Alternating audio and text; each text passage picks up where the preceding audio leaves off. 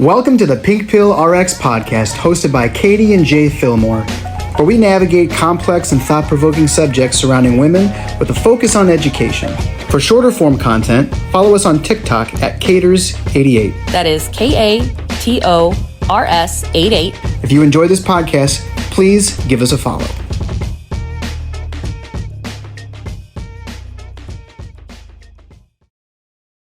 So first thing, we have an update for everybody on just what we know about the TikTok ban. So the Supreme Court has agreed to hear arguments starting on January 10th before the law goes into effect. That is kind of some good news because they're actually going to take a look at the case, but they didn't do an injunction or anything to say that the ban is on pause in the meantime. But that's all we know. We just learned that today on TikTok, ironically. And our Patreon is also live. And like Katie said last week, we're not hiding content behind a paywall or anything, but this is just a way for people to continue supporting our work. And we hope you will find us on Patreon. It is now live, which is exciting. Yes, and you can find the link for that in the show notes. Yes, in the show notes. Also, as a reminder, we are now on YouTube and Instagram, and you can search us under Pink Pill RX or Caters88. And of course, you can always find us here on Mondays on whichever podcast platform you listen to. Another announcement I wanted to make is that Saturday, January 18th, in cities across the UK, there is a women's march. They are marching in solidarity with and for all oppressed women worldwide. They will be raising their voices for those who can't. Women are not free until all women are free. If you're from the UK, please consider supporting and marching for this cause. The UK Women's March official TikTok and list of cities is going to be linked on our website as well as the show notes. We're very excited because we have a guest with us today. And you guys have probably seen her a little bit here and there on social media. Sprinkled in. Yeah, she's our next door neighbor, our friend, my sister-in-law, and Jay's twin sister. She's joining us today to discuss women's pelvic floors throughout their lifetime. Noelle Fillmore got her Bachelor's of Science in Exercise Science from Olivet in 2011 and her doctorate in physical therapy from UIC in 2014. She has practiced for over 10 years in a variety of settings, including acute care, home health, and pelvic floor physical therapy. She has been a pelvic floor therapist for 2.5 years, seeing patients of all ages, diagnoses, and genders. She loves being able to educate and empower, especially when it comes to women's health. Welcome, Noelle. Thank you for having me. You're welcome. I know you've been super busy, so thank you for making time for us this week. Absolutely. I'm really excited I always love talking about the pelvic floor. I know you do. So do I. So, yeah. Jay just gets stuck in the middle often on those conversations. Yes, he does. It's very educational, as I'm sure today will be. Yeah, I hope so. I am more than happy to hand it over to you, or else we can just start out right out the gate talking about common myths about pelvic floor PT. Yeah, let's do that. Okay, great. So what are some common myths that you come up against about pelvic floor PT? First, most people think only women have a pelvic floor. So I would like to clear the air and say that men also have a pelvic floor. I have a lot of men that come in, they're like, do I have a pelvic floor? And I'm like, yeah, absolutely you do. For lay people, yes, such as myself, sure.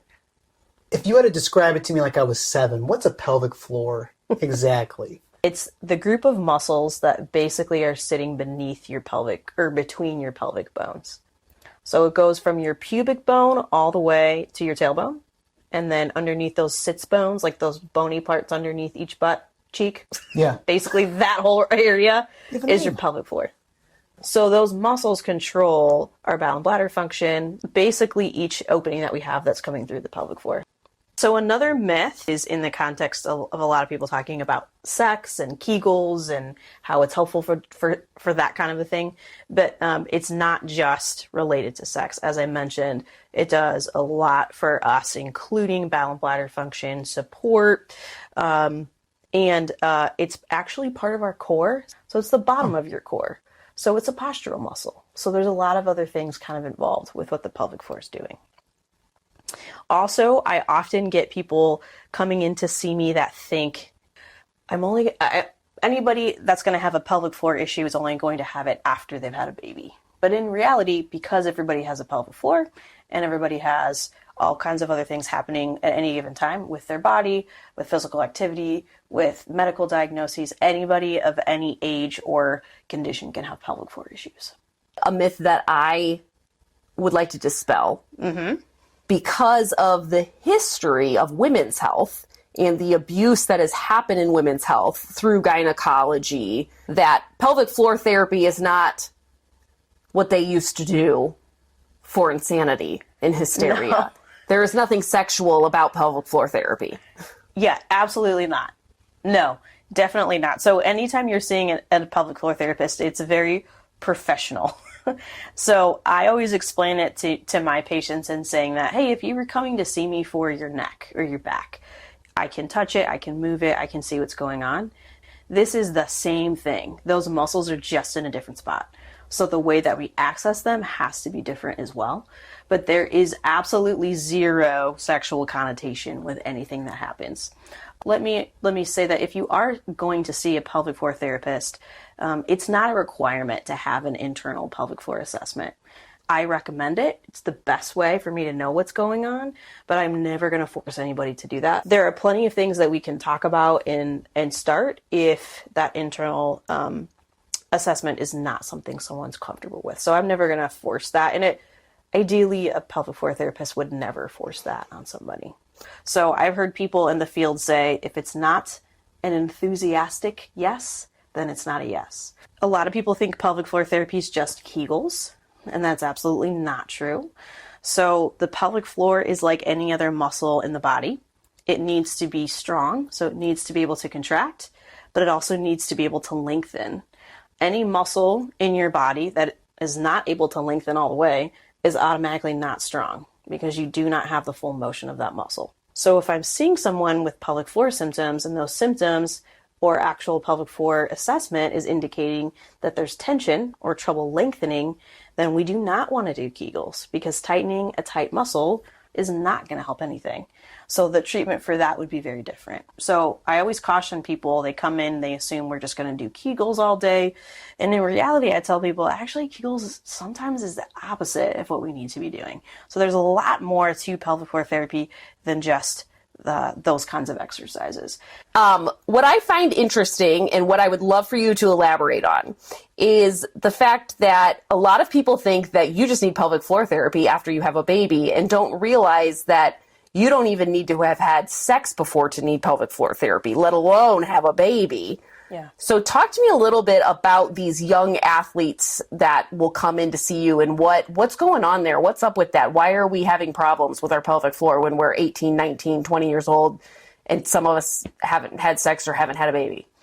Yeah, there's a lot that can be going on. So if you have a pelvic floor, you have the chance to need pelvic floor therapy, no matter what is going on there, right? So with younger girls, especially athletes, this is going to probably be more common in puberty, that they're going to have maybe some issues. So like 15, 16, 17. There's a triad called the female athlete triad. It is 3 common things that are seen together in female athletes that are younger. It's low bone density, low energy availability, so basically not enough calories, and then some sort of menstrual dysfunction. Those 3 things appear together often, mostly because girls are not getting enough calories. There's not enough intake. So their bodies are burning things that they shouldn't be. And that usually involves lots of what's going on, like as far as bone tissue and health. And that can cause issues with your menstrual cycle, things like that too. So those 3 things often occur together. And this is mostly going to be in really, really like girls that are training a lot, not your standard high school track athlete necessarily. But if you're not getting the right caloric intake, that's probably one of the worst things you can do for your pelvic floor if you're in that age group. And so that can lead to issues with incontinence. The stats on incontinence for female athletes that are younger is insane. There's a couple different articles. There's one really famous article that did a whole like sweep of the research. And the stat is, for this, 18 to 80%. So who knows? That's basically what that means. That average is about 46% of young female athletes with urinary incontinence. That is probably the most common thing you're going to see a younger woman for. outside of pelvic pain. So Is that would be another urinary one. incontinence. Is urinary incontinence. Wow. Yes. And they haven't even had babies. Correct. They just Yeah. be running. Yep. Is it usually runners? Any sport that's going to cause more ground reaction force. Okay. So, gymnastics, cheerleading, running. Yeah. And maybe really like competitive team sport stuff too. Basketball, volleyball, things like that. You're going to see way more instances of incontinence probably. This is the age when girls that might have endometriosis are going to start having those kinds of symptoms. So severe pelvic pain and dysfunction related to more so around their cycle. Can you just give us a quick definition of endometriosis? Well, the basic way I explain that is when endometrial tissue, which is the inner lining of the uterus, that's what sheds every month that we have with our period and what we're basically excreting. Part of that tissue is somewhere else in the body. So some of that tissue has migrated to the rectum, to areas in the abdomen, to other places, and usually in the pelvic area. And so whenever you start to get inflammation and the uterine lining that's getting ready to shed, you're getting those same symptoms in a part of the body that shouldn't be feeling that, right? So there's usually a lot of pain that comes up for people when that happens. How does it migrate? I don't think they know. There's a lot we don't Whoa. know. I mean, there appears to be a genetic component. So if your mom has it, greater likelihood you're going to have it. I will caveat that I'm not an expert on endometriosis, but as to my knowledge, we're not exactly sure. I think what blew my mind with endo was the fact that that tissue sheds on the same monthly cycle that your uterine lining sheds. So you just have this tissue shedding off into your abdomen or wherever else it's migrated. And doctors really don't take it seriously. And the pain that comes with it really don't take it seriously. That's unbelievable. That sounds like it'd be really painful and... It's extremely painful. Yeah. It's extremely painful. Okay, this is going to seem really off topic, but I want to say it. Mm-hmm. Jay, do you know that your labia grow in, like during puberty, your labia grow significantly? No. What? Well, I mean, it makes sense. Your whole body's growing. No, it's hormonal though. Meaning that, like, because of the hormones that start to happen during puberty, like the labia will change colors in it, like especially the labia minora will grow. It's not its final form until you're basically an adult, and then it's not even its final form. Let's be honest, and we'll talk about that too. Will change I had no as well. Nope, that's... Yeah, I don't think that there would be any reason for you to know that, and a lot of women don't know that, but I just thought I'd tell you that as a fun fact. Yeah, I had no idea. Yeah, the more you know. They don't tell you that in junior high. Yeah. You're going through That your is- class. That seems like that's important, though, for them to bring up. in I know. health I feel like class. the only thing they really talk about is like pubic hair, as far as external stuff for girls and your period. Is it? Leaves out some stuff, it seems like. It does leave out a lot of a lot. stuff. It's very... I was homeschooled. Never went through official sex ed. My sex ed was the Discovery Channel and my friends. And that was it. And my mom at 15 said, do we need to have the talk? And I said, you know what? I think I got it. I think I got it covered. I also remember when she first told me about periods for the very first time. And I thought they were like once a year. And I was horrified. This is the worst thing ever. What do guys have to go through? And my mom was like, well, Nothing. not really anything. And I was like, I can't believe that we have to do that every year. And she said, oh, it's every month. And I lost my mind. She said, honey, sweetie baby, it's every month. So that was my sorry. that was my education. Does that make you, can you imagine that, Jay? No, I honestly cannot. I also already know, Jay, that if you would have been a girl, the sheer terror you would have had every month about when is it going to happen? 100%. Where am I going to be? Yes. Am I going to be ready? Who knows? Am I going to be happen at any sleeping? Can it happen when you're sleeping? You'd be so panicked. I Do you would. understand I totally why would. I have anxiety? That's just one component. being a woman. Being a woman. And Clutching then, my purse. and then guys would call you crazy Yeah, because you're emotional and and anxious. Yeah, I think that would piss me off. You think? Yeah. We digress. Yes. Anyways, I want to talk about pain with sex. dyspareunia is a medical term. I've never heard of that in my life, Yeah. but that's great to know. yeah, Pain with sex, not normal, not normal. although can be common. Yes. Correct.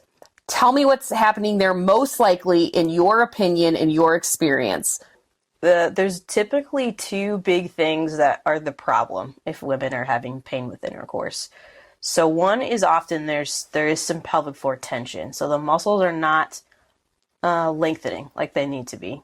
So, or they're not in a resting position that we want them to be. They're kind of tight. So it's kind of like if you imagine that you keep your fist kind of closed all day, and then you try to put something in there. That's not going to feel good, right? Your hand needs to be open, just resting, and then you have full motion there, right? But if you have tension in your pelvic floor and it's kind of tight like this all day, it's not going to feel good if anyone's messing with it, right? So there can be actual pelvic floor tension and we need to work on resolving. But the other big thing I see is that women are not, I use the word pregame activities a lot. Basically, women aren't warmed up because if you're not ready to go, intercourse will not be comfortable. So the vagina actually lengthens by varying amounts, but some people say an inch or two. Yeah, this is not like a psychological thing. Like I need to be psychologically ready. No. Like literal physiological things happen to your body to make it to where it is ready to receive such an activity. Exactly. And so that includes lubrication. That's one. But two is the actual vaginal canal is going to lengthen, so it's increasing the distance between your, like the vulva tissue and your cervix. So it makes it way more comfortable. And then you're also having increased blood flow, so you're going to have better sensation. And lubrication is also going to help reduce friction and pain. So there's a lot of physiological things that are happening. Most of the time, that none of that's occurring. It's a lot of what I hear is, well, he doesn't really want to wait, or he's used to just, we're just used to going at it. And I'm like, you might have to develop a different routine because that's not going to work because it's not working. Because it's the equivalent to not pregame or to not even pay attention to that area of the woman except for insertion purposes. It's like the equivalent of like, I'm just going to cup your balls and hope you come. Yeah. That's it. And it's like, man, you just can't get with it. Yeah. Why is this so difficult for you? We have to do so much Well, let's just go at it. to get this to happen. Yeah. What's going on? Well, I'm not willing to wait. I'm sorry. This is taking too long. Yeah. I mean, that's the equivalent. It really is. Yeah. The clitoris actually has an erection. Yes. Like that's what's happening. And if you actually look at the erectile tissue, if you were to look at the clitoris, the full clitoris, and the penis, it's this basically almost identical. And doesn't the clitoris have more nerve endings? Yes, I believe so. I have to, especially if check, you're but I'm circumcised. I mean, it's sure. circumcised for sure. Yeah. Meaning, I'm sorry, if in comparison to a man. Yes. Yeah. Is what I'm saying. Yeah. And interestingly enough, if you want to talk about the labia again for a second, I would love to. the labia minora, they meet at the top of the clitoral hood.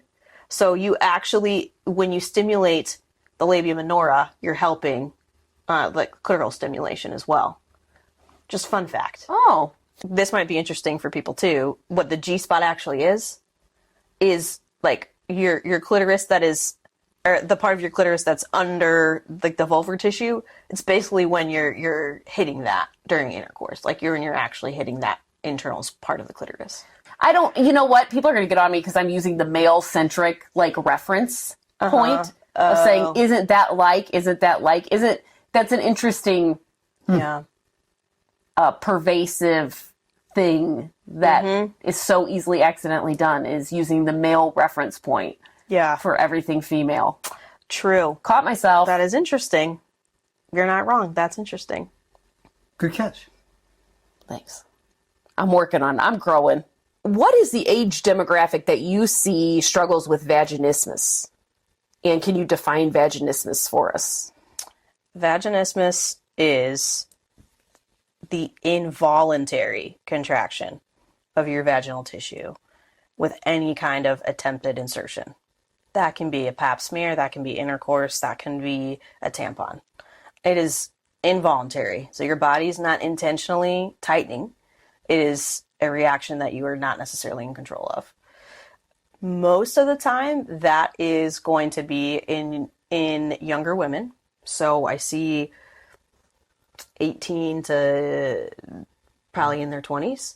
I see it more often in, and this is not exclusive, but I do see it more often in women that are coming from a very religious background and are starting to have intercourse for the first time, like recently got married, that kind of a thing.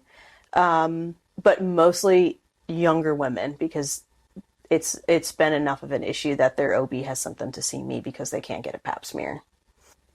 Are these women discovering this usually upon either first pap smear or trying to insert a tampon or first time having sex? Yes. Like it's something that can you develop it out of nowhere?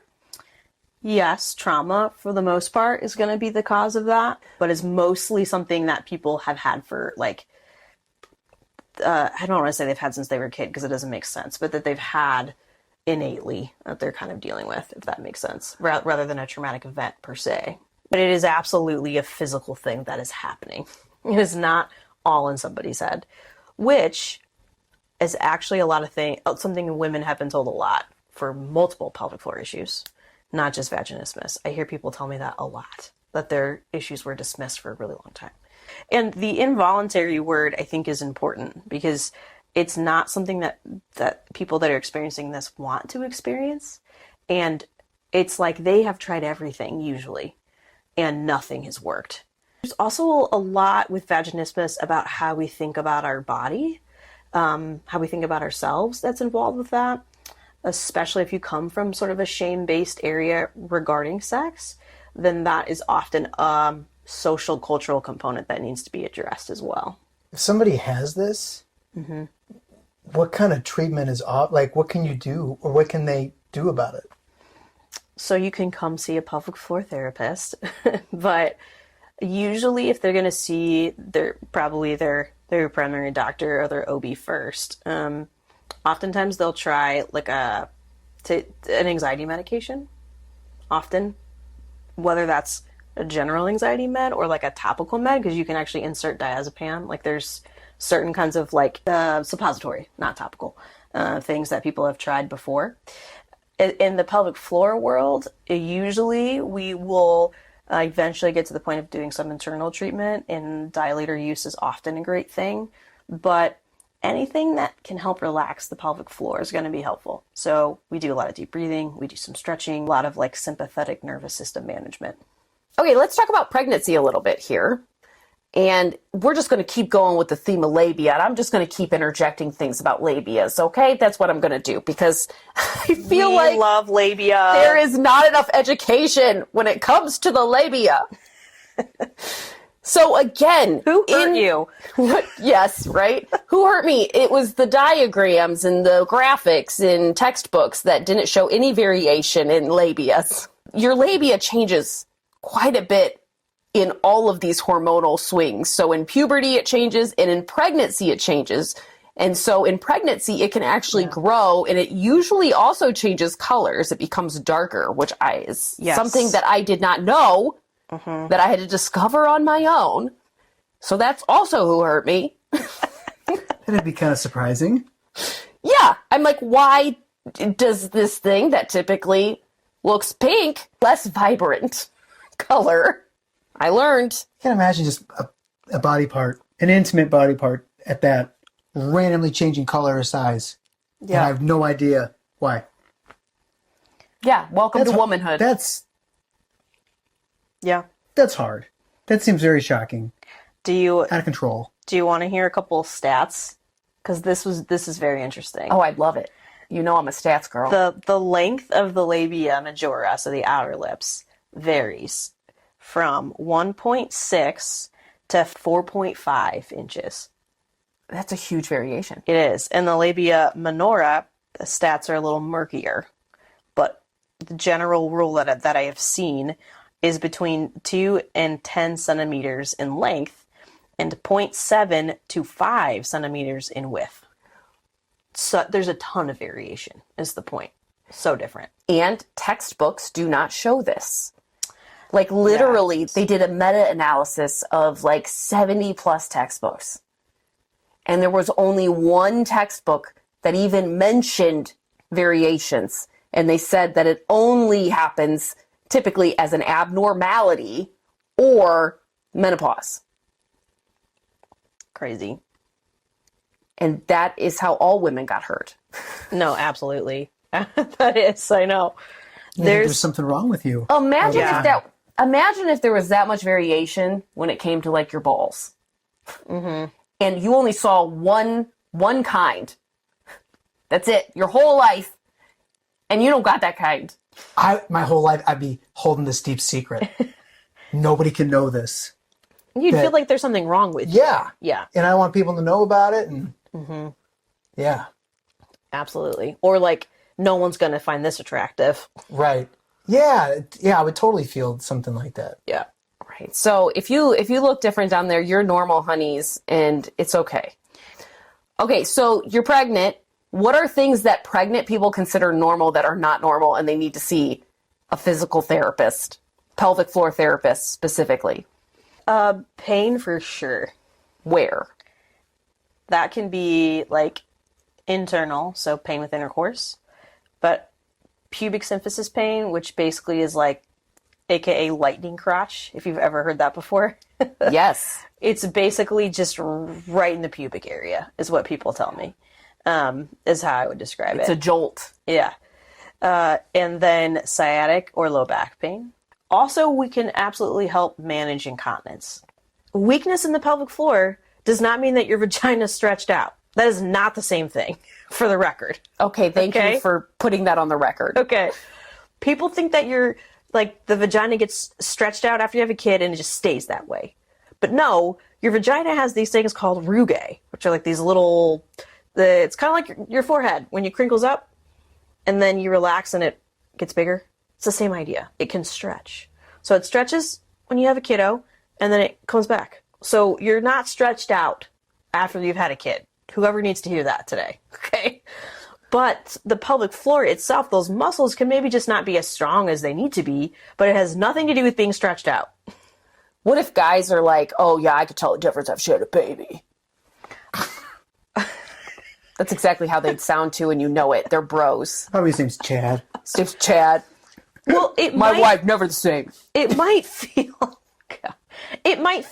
a little different because when I, it's not going to be stretched out. It doesn't mean it's going to be the exact same size it was before, but it's not going to be a gaping hole in your body. Usually everyone's like, everything hurts. So there is like upper back pain and there can be round ligament pain and there can be other things as well. And constipation. A lot of women get really constipated in certain times in pregnancy.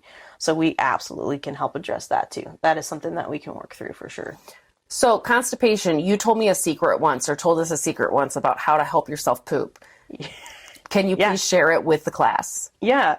Well, there's a few steps. Okay. One is a squatty potty.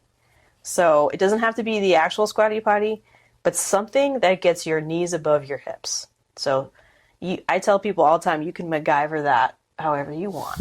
You want to put your feet on some books? Go for it. You want to put them on some toilet paper rolls? Go for it. You got your kid's step stool? Use it. Knees above the hips. Second, you always want to make sure that you are breathing through your diaphragm. So deep breathing will help your pelvic floor relax, and your pelvic floor needs to relax in order for it to open and lengthen. So all of y'all who are straining and you're turning red in the face, you're probably doing the opposite of what you need to be doing because you're probably tightening your pelvic floor when you don't mean to. So what you want to do is you're going to breathe in and relax. And as you breathe out, you're going to kind of gently bear down like you're trying to initiate a bowel movement. And you're going to make one of two sounds as you exhale. You're going to either make a moo sound or you're going to make an S sound. Moo works. I'm just saying. Have you tried Dude. it? Of course. Have Yes, you tried it too? I have. Has it helped? Yes. And it helped our very constipated 3-year-old many a time. I always think about her doing it. And you can actually retrain your bowels, fun fact, which I know is not the point of this conversation, but there are things you can do to make them be on a schedule. Your bowels want to be on a schedule. They're happier when there's a plan. They are structured, okay? They want to know what's happening and they want to be able to do that. What I always tell people to do is in the morning, start chewing something. Even if you don't eat breakfast, eat a cracker, Some gum? chew some gum, okay? It's going to get peristalsis, it's going to get that moving. Then you drink something hot, you drink something warm. Cup of coffee, a little bit of tea, hot water, doesn't matter. Walk for a few minutes, then go sit down and try to go to the bathroom. And if you do that every day, the idea is you're going to start retraining your body. And your bladder, you can also retrain too. How do you do that? So that is more common for people who have urinary frequency problems, like they're going every hour. Because normal voiding is every 2 to 4 hours. If you're going less than or more frequently than that, then we need to work on it. So your bladder stretches as it fills up with urine. Okay, it's got all these little stretch receptors, and it's like, okay, we got something going on here, right? In a typical bladder, we don't even notice there's anything there till our bladder's like 50% full. Typically, we don't have to go to the bathroom. We just don't, okay, there's something there. We ignore it, it goes away. And then it comes back when our bladder is like 90% full. And then it's like, all right, legit, we got to go now, right? And then usually we go to the bathroom. But what can happen is for people that go to the bathroom too frequently or do a lot of just in case peeing, I'm going to go just in case, that reflex gets hypersensitive. So your bladder's like, well, you're going all the time. So instead of telling you that you need to go when your bladder's 75% full, I'm going to start telling you that you need to go when it's like 50% full. And then that just keeps going and going and going. And I have had some patients that go multiple times an hour, like every 20 minutes. And so what we do is we work on how do we do things to help dampen that reflex. And usually 9 times out of 10, by the time they're done with therapy, they're at 2 hours, of every 2 hours or 3 hours. And it's bad to hold your pee beyond 2 to 3 hours, right? Yeah, so we like the 2 to 4 hour window. If you're holding it way longer than that, then that's a problem. It either means you're dehydrated or you're not listening to your body. Would it be possible for just like, maybe you don't feel it until like 85%? Uh-huh. And then you go. JP's like twice a day. 3 to 4 times a day. Do you consider yourself neurospicy?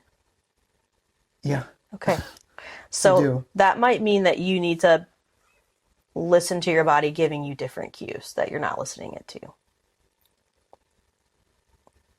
I'm going to think about that. Because it might not always just be the urgency to go. If you actually were more interoception is the word that means being aware of what your body's feeling. Okay. If that skill is like something that's developed, then you might notice, maybe it doesn't feel like an urge earlier on, but I actually feel a little bit of a pressure, Yeah, a little bit pressure. of a fullness or something else. Or you might notice a different sensation. So I would just say, maybe try to spend a little more time thinking about what you're feeling. I really appreciate that. Thank you. Mm-hmm. And we can edit that out, obviously. I'm definitely not going to edit it out. Okay, so you pushed out this baby. You've battered up your pelvic floor. How many women, after they have babies, do you think probably realistically need to see a pelvic floor therapist? I think 100% of them should see pelvic floor therapist. I would agree. And at larger hospitals, especially teaching or university hospitals, like I know you worked for Northwestern for a period of time, didn't everybody basically automatically get a PT referral? So at IU, at Indiana University Health, they were awesome about it. They had inpatient therapists that would talk to their postpartum patients before they left. That's amazing. And do like a screen. And then so many of them would get referred at their 6-week follow-up. Because you're talking about episiotomies, you're talking about vaginal tears. Yes. You're talking about your insides having been all rearranged. Yes. And that's if you have a vaginal birth. So then, if you have a C-section, a lot of people think that, you wouldn't need something like that, like pelvic floor therapy. Right. But I found that after my C-section, I felt like I needed it more than with my vaginal births. Absolutely, because your pelvic floor is still affected because it is still the floor that is supporting everything. So it is absolutely affected by what's going on. So even if you didn't labor vaginally, your pelvic floor is bearing the weight of supporting everything in utero. And then also, for some people that end up with C-sections, they labor for a long time first. And that's also affecting your pelvic floor. And there's a lot of different things with like pressure management and stuff like that too. But also after you have a C-section, there's a lot of pain there. Your pelvic floor can muscle guard and really get restricted because it's trying to protect your uterus and your body. Yeah, and I found that my scar tissue, you guys work on scar tissue too, and that was huge for me. 90% statistically of people who have C-sections get abdominal adhesions after C-sections. And abdominal adhesions is scar tissue that is sticking to other things that it should not stick to. It's also just really surprising to me how many like people just aren't like medical providers aren't concerned about scar, like don't seem to talk about scar tissue at all. I don't get that because it seems like that would be a big issue. It is. I've had so many people who've dramatically gotten better by just us doing some scar mobilization. It's insane how dramatic of a difference it can make. Now let's move on to menopause, shall we? The thing that nobody talks about, I feel like. There's so little information out there and so little help out there and so little reference point for what is normal. So again, the labia, guys, it changes, okay? It starts Lengthen in color. It starts to shrink. It does, yeah. And yes, it can have color changes. Yeah. And again, it's because there's this major hormonal shift. And it gets thinner. The labia get thinner. What else happens? What are other normal changes down there that happen during menopause that you tend to see people for? So yeah, anatomically, once estrogen in particular decreases, there's atrophy of a lot of tissue, muscle tissue, also like fat tissue, things like that. And then with that, there's often decreased elasticity, but also decreased hydration as a result. And so a lot of tissue is going to be thinner, more easily irritated, less lubricated, and sometimes can be a little uncomfortable because of that. And that's all true of the labia as well. And then in addition, that's going to also include, your pelvic floor muscles are going to have probably some decreased elasticity and strength too. And so oftentimes in menopause, I'm seeing people for pelvic organ prolapse. It's probably one of the most common things I see people for. And then urinary incontinence. Those are probably the two biggest things I'm seeing people post-menopause for. As far as like a pelvic organ prolapse, because there's a lot of people who just don't know what that is. And there's a lot of people that are aware of it, but don't really have a lot of information about it. So ultimately what that means is one of the pelvic organs, so the bladder, the uterus, or the rectum, kind of descend, and you start noticing a bulge, usually in the vaginal canal. And so the reason that can happen is the normal structures supporting those organs have lost elasticity, have atrophied with the decrease of estrogen, and so they're just not supported the way they need to be, so they start descending. And so with that, there can be a ton of different issues depending on which organ is prolapsing. So that's one of the most common things I'm seeing postmenopausal women for. And you can help them with that? Yeah. Wow. Absolutely. Save you from surgery, baby. Go see a pelvic floor therapist before you go to surgery, please. We had a conversation off camera and a little bit on TikTok about male-centric sex and how it's always from a male reference point. Yes. And you had a great spiel about that I would love to hear. Yes. So I actually looked this up earlier because I wanted to see what the actual definition for sexual intercourse was. So if you just Google it, okay, it says sexual contact between individuals involving penetration, especially the insertion of a man's erect penis into a woman's vagina, culminating in orgasm and ejaculation of semen. So that definition is obviously heteronormative, but it is also ultimately defining sexual intercourse by what a man is doing. So the insertion and ejaculation is like, so insertion's the start, ejaculation's the end. So ultimately, for forever, we have been taught and talked about intercourse as ultimately something that starts and ends with what a man's doing, and what was happening with the woman is hopefully good, but we don't really care for sure. It doesn't necessarily need to happen. On TikTok, I saw a bunch of people, not a bunch, I saw a couple of dudes commenting about how, well, for reproduction, you don't need an orgasm. Woman doesn't need to orgasm. And that, evolutionarily and blah, blah, blah. And while that is true, solely for the purpose of reproduction, yes.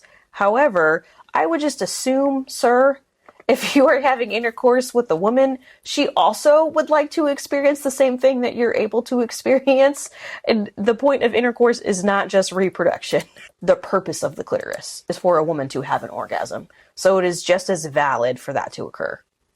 I just want you guys to know that the Talmud, the central Jewish, it's a central text in Jewish law, suggests if a woman emits seed, which is interpreted by some as having an orgasm, before the man, she will bear a male child.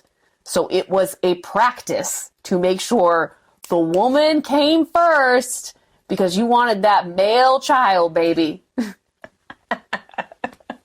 That's incredible. That is incredible. I gotta use that. I gotta do some marriage counseling and be like, listen, let's look to the Talmud. Also, the stats of satisfaction for women in relationships with other women, way higher compared to sexual satisfaction for a woman with a man.